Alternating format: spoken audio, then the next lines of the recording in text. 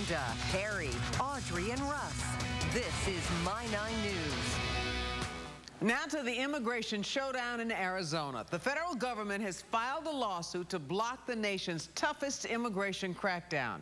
The Arizona law allows police to check someone's immigration status while enforcing other laws if they think they're here illegally. Critics call it racial profiling. The Justice Department says enforcing immigration laws is a federal responsibility. You constitutionally cannot have a 50-state patchwork of immigration laws. It's really the federal government's responsibility to be focused on decreasing the numbers of illegal entrants. We need more boots on the ground, not more lawyers in the courthouse. Arizona claims that the federal government is not doing its job protecting our borders, which forces state officials to step in. The law is set to go into effect on July 29th unless a judge decides to block or delay it. Joining me now to take on the immigration issue, Gayle Kesselman, the co-chair of New Jersey Citizens for Immigration Control, and immigration attorney Michael Wilds. Thank you very much for joining us. The Obama administration has now decided to challenge Arizona's new immigration law in federal court even before this law essentially goes into effect. There's a recent Rasmussen poll that says that 56% of the U.S. voters oppose that kind of challenge. Gayle, let me get your reaction to that. Well, I think it's very sad, very unfortunate that the United States has decided to, put forward this lawsuit against the state of Arizona, when all they're trying to do is to help enforce immigration law. And Michael, I would imagine that you would say, well, it's not the job of state law enforcement to enforce those kind of laws. That's the federal government's job. The last time the immigration laws were revamped were in 1986. Local police officers have a difficult enough time in these economic times using the resources that they have. They should be using them to cultivate relationships with all communities through America. I disagree with Gayle. Unfortunately, this is a nation that has its deep DNA and heritage in immigration. I have to take issue with what my opponent is saying.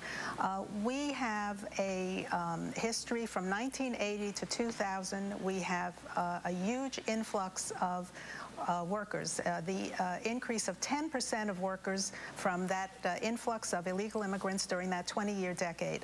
This has decreased the wages and decreased the opportunities for advancement for Americans across the board. That's wrong. And your solution, Gayle, is what? That's wrong. My solution is just to enforce the laws that are on the books. That's easy to say, Gayle, when this grandchild of immigrants comes to this country and appreciates the great value that this community brings.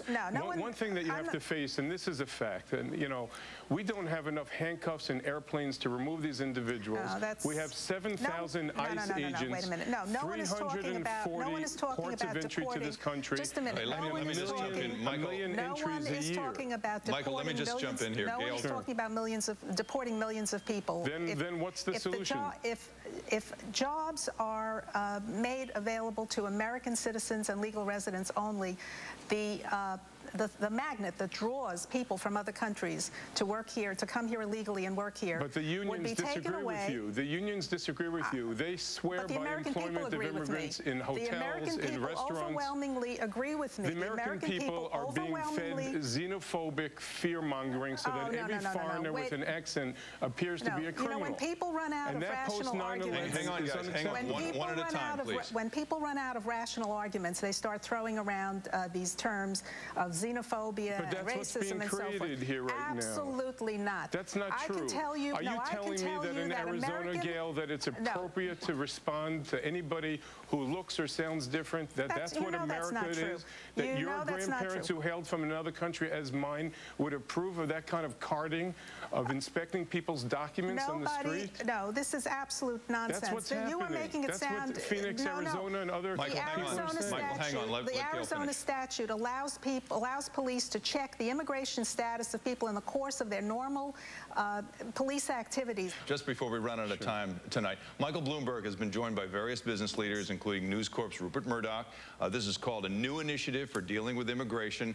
It is called Partnership for a New American Economy. Now, the idea is basically to offer green cards to immigrants to create jobs. That's kind of the distilled version of that. Gayle, doesn't that make sense? No, it makes no sense at all. We don't have jobs for the people that are already here. But understand the job creation capability that's starting green card applications. But do you agree that possibly reframing this entire argument that we're having tonight, reframing it in an economic framework, may help kind of desensitize some people to this issue? The people in this partnership for a new American economy includes people like Rupert Murdoch, J.W. Marriott, Mort Zuckerman. Those three people have net worths of $1 billion. Now they're and many too of them rich. are Now multi-million. they talk funny. They're too rich. No, These are titans of industry that are getting together. The United States is let me not speak their for a moment, playground. please. Let me speak for a moment. These are titans of industry that are like the getting robber together. barons from the 1900s, from the 1800s. I'm sorry? What?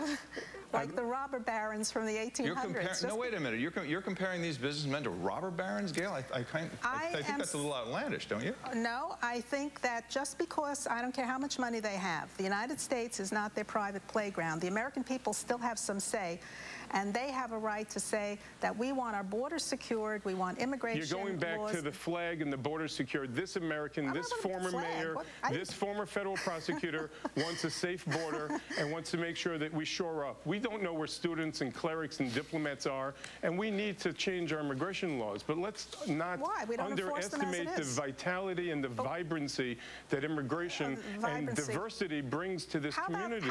And we're going to have to leave it. We are going to have to leave it there tonight. That's all we have time for. We only have enough time to say News Corp is the parent company of My 9. Gayle, Kesselman, and Michael Wilds, we thank you very much for joining us and taking on.